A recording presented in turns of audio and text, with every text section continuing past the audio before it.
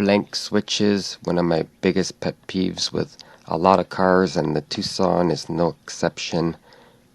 I don't have a diff lock in this model, and I cannot lower my trailer axle, but I could remove this blank switch in the middle and put something in there, so that's all coming up next.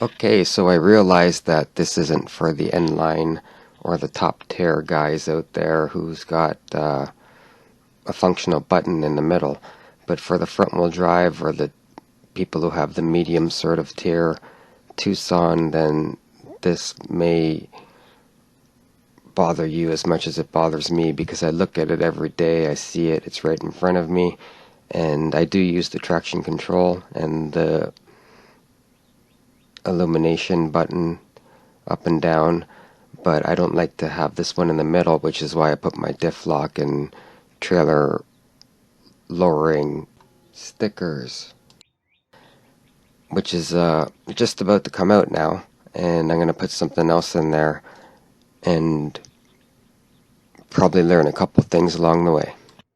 Okay, so the protocol is to remove the door trim, number 1, marked in blue. Number 2, remove the side crash pad cover, number 2, marked in orange. Number 3 is to remove the lower panel trim, lower crash pad trim, I think they call it. So the toggle switch itself is marked in the 3 yellow X's. It's got the 3 Phillips fasteners securing it in place. And it also calls for you to wear some gloves and maybe even some goggles if you got them.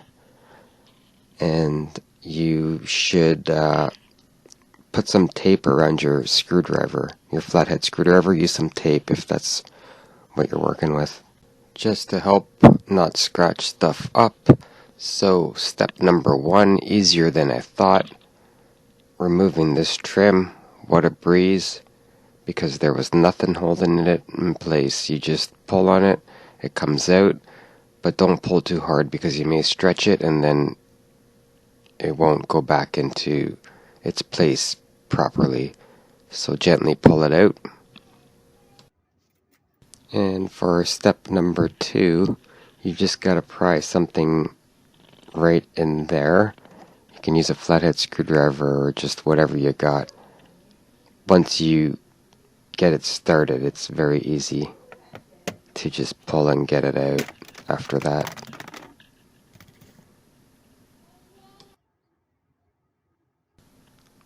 Alright, pretty easy so far.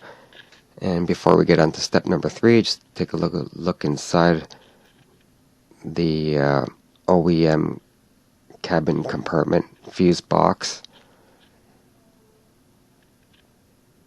And up here you can see the toggle switch that we're trying to get to.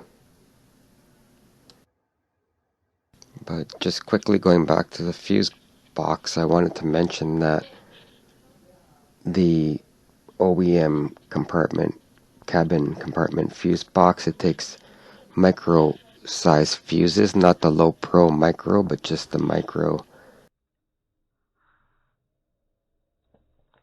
Back to the lower crash pad removal.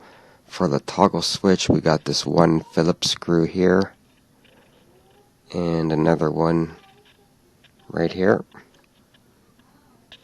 and there's a screw on top as well you got to remove for the upper crash pad cover. So that's a total of 3 Phillips screws on this side that you got to remove. And once you get those 3 Phillips screws off, you just pull on the panel. It comes right off.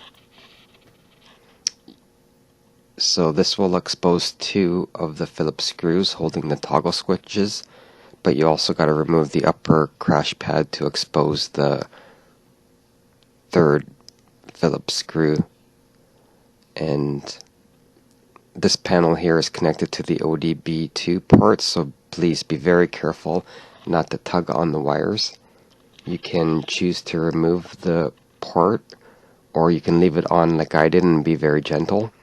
I have a future video coming where I'm going to relocate the port itself, so hope you can join me for that. And back to the switch here, you can see the two Phillips screws, and once you remove this upper panel, you'll have access to the third fastener. Alright, so now I got full access to this 3-gang toggle switch board, and keep in mind there's that one connector in the back, so make sure you remove it. I just left it like this and removed it, pulled it out. Okay, so the toggle switch itself, there's 4 tabs on the side, 2 here and 2 on the other side. So you can see the tabs. You just push in the tab and then separate the 2 pieces apart.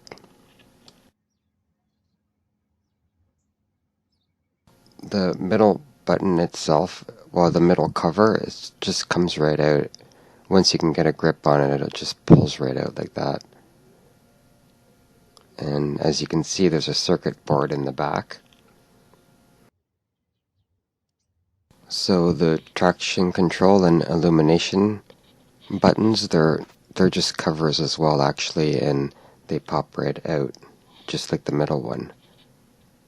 So essentially all 3 of them were just covers for the actual buttons themselves that are behind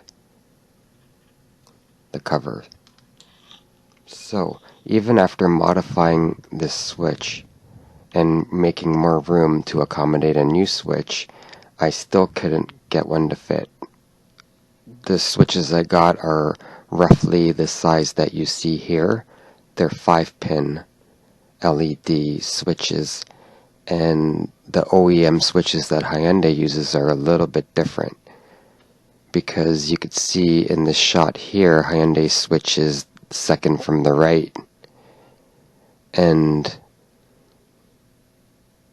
it's very small in the back. It's not very long either, so it's kind of hard to find a switch that's going to be the exact size or small enough to fit in there.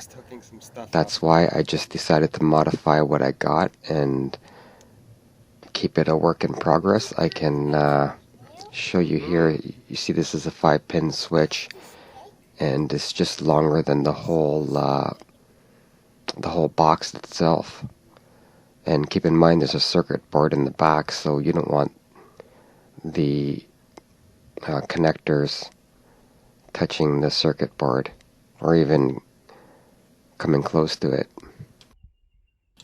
You could, however, put in a smaller little round switch or just one without LEDs, but I need a 5-pin switch where I can have a relay involved and also have LED lights come on and off.